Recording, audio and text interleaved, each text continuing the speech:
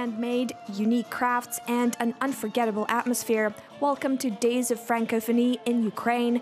We bumped into some rather interesting characters at the French-themed street fair in the heart of Kyiv.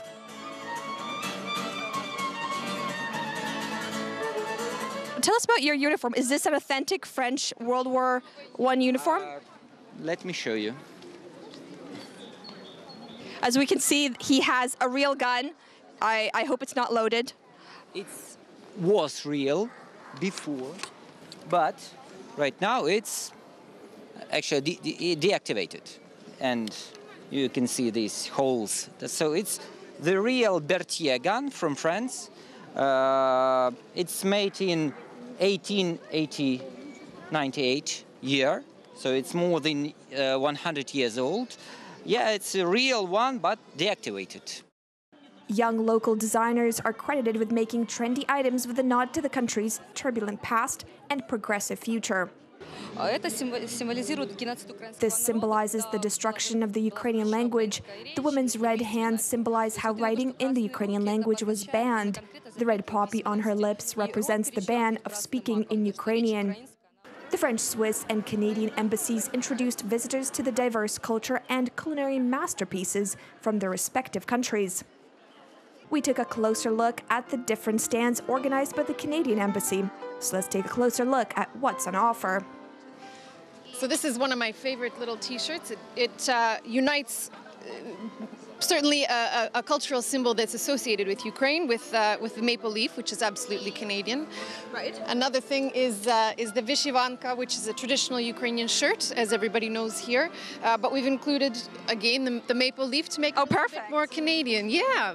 This year, the Great White North is celebrating 150 years of Confederation. The street fair was just the beginning of a nearly month-long program of events in Ukraine to celebrate the landmark occasion. We'll be continuing our little tour of the market here. So what can you tell us about the stands here? So in addition to hockey jerseys and great memorabilia, we wanted to partner with a fashion-forward designer, Inside You, who are right here. And they've produced some very original. Oh, and there's a very interested shopper, the ambassador of Canada. Oh, very nice. Hi. Hi there. You've caught me at a shopping moment. Yes, it's a very nice T-shirt. What attracted to it? The moose. This moose is on the loose. And I like the little embroidery element here. Now I'm already trying on another one of these. It kind of brings all the decor bits together, and it's kind of hard to decide. Yeah, I mean, I don't know. Should you maybe perhaps? What about this nice red little well, that's more of a top? Fall thing, I think. Fall for fall. So you're looking something more for the summer for the summer heat. Yeah. Patio season. That's what I'm looking for.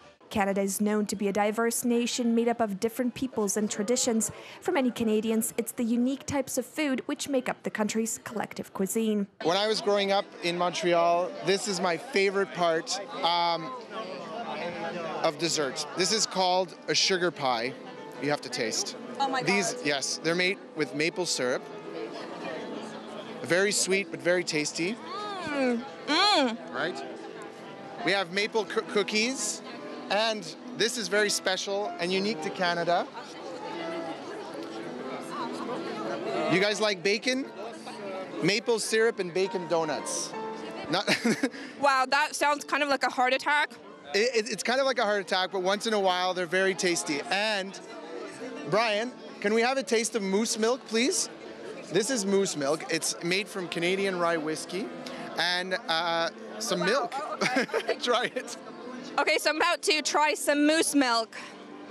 Not actual moose milk, it's just a name, but it's made with Canadian rye whiskey, a little bit of ice cream, so you taste me. Tell me. So it's kind of like the beaver tail, where a lot of people get confused when they hear the word beaver tail. What kind of, when in reality it's just a sweet? It's a tasty dessert, it is, yes. Okay, I'm about... Have a taste. Yes.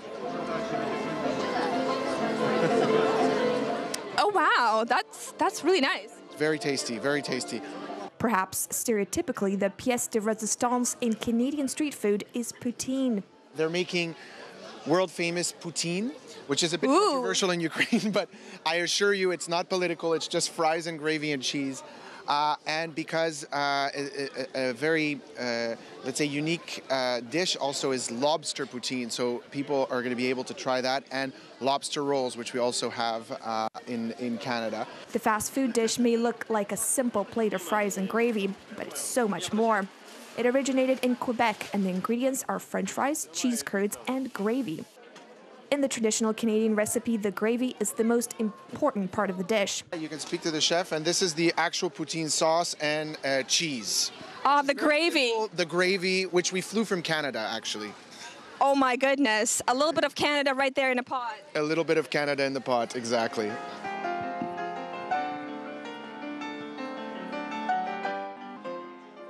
So what do Ukrainians think of the quintessential Canadian dish? This is a real test, what they actually think about Canadian food. Oh, are you nervous? Are you nervous? No, I'm confident. I know they'll like it. Okay, I've heard that you've just tried poutine for the very first time in your life. It was the first time in my life. And how do you feel? It tastes really good, and the atmosphere here is great. Success. These customers were left happy and satisfied by Canada's famous dish. For UATV, this is Tamara Rosevan in Kyiv.